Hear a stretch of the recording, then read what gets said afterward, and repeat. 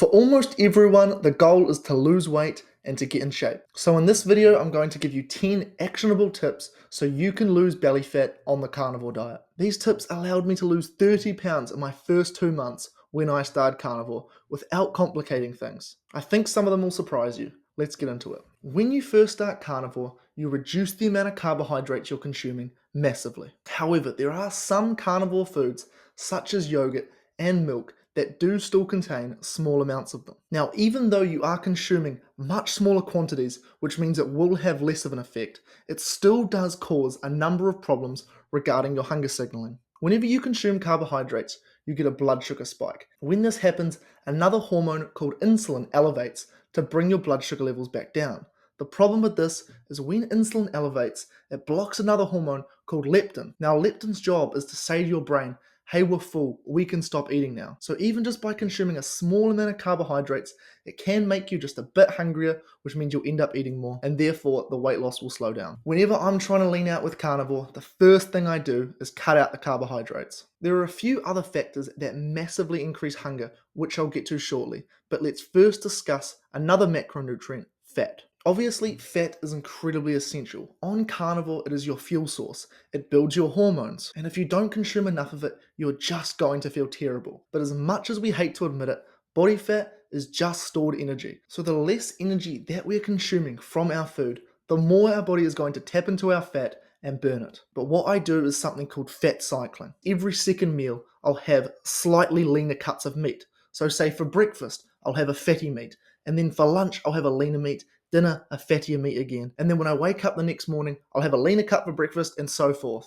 By doing this, it just brings the total amount of energy that we are consuming down so your body can tap into its own fat. For the vast majority of people, you probably don't need to incorporate fat cycling, but if you have hit a weight loss plateau, that could be one option. The other day, I ran a very interesting community poll where I asked my viewers, how many of you stay 100% strict with carnivore? And what I found surprised me. 86% of people did not stay completely strict. Now, of course, from time to time, if you want to eat something else, that is completely fine. But if you're trying to just lose that last little bit of belly fat, it can hold you back. First of all, you're just consuming more energy. And like we talked about with the carbohydrates at the start, it can just make you that little bit hungrier. Now, doing this can have a flow-on effect because if you're eating this stuff and it's stalling your progress, you're much more likely to do things like boredom eating. For a plane to take off, it requires a tremendous amount of force. You can feel it. You're glued to your seat. You can't move. But once it's in the air, everything's smooth. The engine's not firing loud. It just glides. It's effortless. The same thing applies when it comes to fat loss.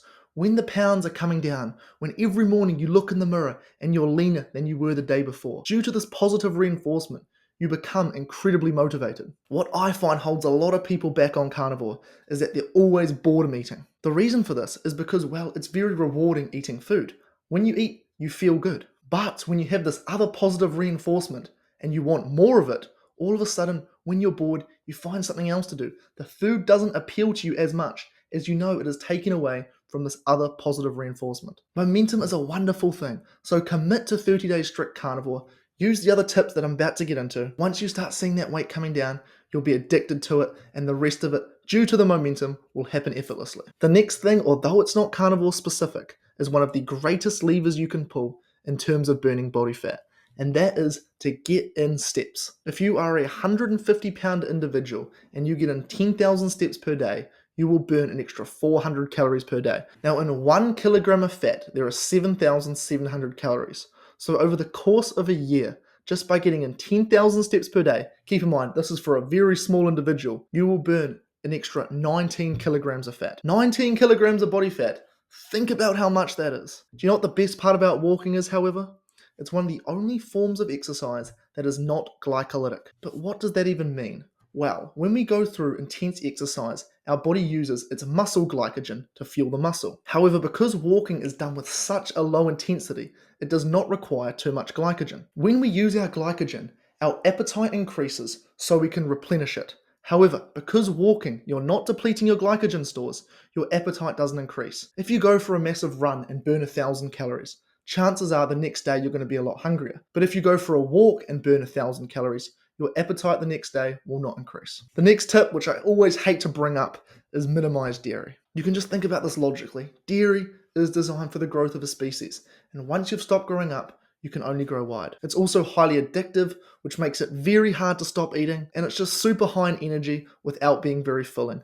As a whole, dairy can seriously hinder fat loss on the carnivore diet, and I'd say about 80-90% of the time, when people have hit a weight loss plateau, it is because they're consuming a lot of dairy. With almost every single client I work with, one of the first things we'll do is we'll cut back the dairy a bit, and usually just by doing that, it speeds up the weight loss. Now this next one is incredibly underrated. On days where I'm busy all day, sometimes it'll get to like 2 p.m. and I'm like, oh, I haven't eaten today. However, on days where I've not much on, I'm sitting down, relaxing, not doing too much.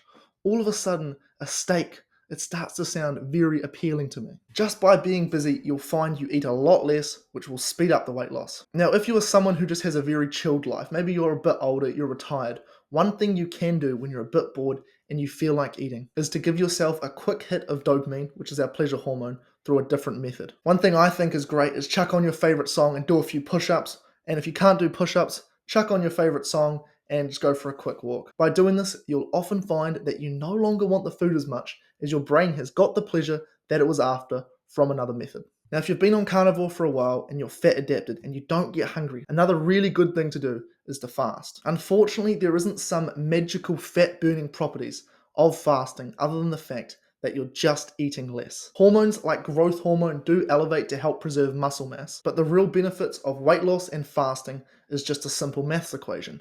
If you're eating 3 meals per day and you go down to 2 meals per day, you are now consuming 33.3% less food, which again, this right there will speed the weight loss up. The next two tips are very person dependent. The first is experiment with what fills you up the most. Recently, I've started to include more eggs in my diet for the simple reason that, well, they fill me up. I'm not quite sure what it is, but I find that if I have a meal of steak and eggs rather than just steak, I feel more satisfied and more full, whereas other people feel more satisfied just having a big steak. Experiment with different meals, see what meals are the ones that when you consume them, you don't want to eat for an extended period of time afterwards. Not everyone on carnivore reacts the same to different elements, so another thing you can do is to adjust macronutrient ratios. Some people find that when they consume lots of fats, they feel more full, whereas others find when they consume lots of protein, they feel more full.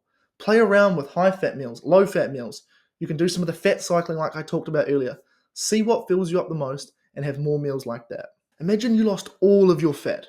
What would you be left with? Well, if you don't have any muscle, you'd basically just be skin and bone. This is why I think it's super important for basically anyone who can do it to do some form of resistance training. Now, my personal favorite is the gym. I love going there and lifting weights, but you can also do resistance training at home. Maybe some push-ups. If you can't do push-ups, you can do knee push-ups. You can find slightly heavy objects at home and do a few curls with them. Now, doing this will not only make you look better when you get to your goal weight, but it will also help you get there due to the fact that muscle is incredibly metabolically expensive. What this means essentially is that it burns a lot of energy. By having muscle mass, even at rest, you're burning more energy. You also burn more energy with every task you do, as because you are a little bit bigger, it requires more energy to power. One question I often get is, what do I eat in a day? So in this video here, I show you exactly what I'm eating. Subscribe for more carnivore related content like this, and I'll see you next time.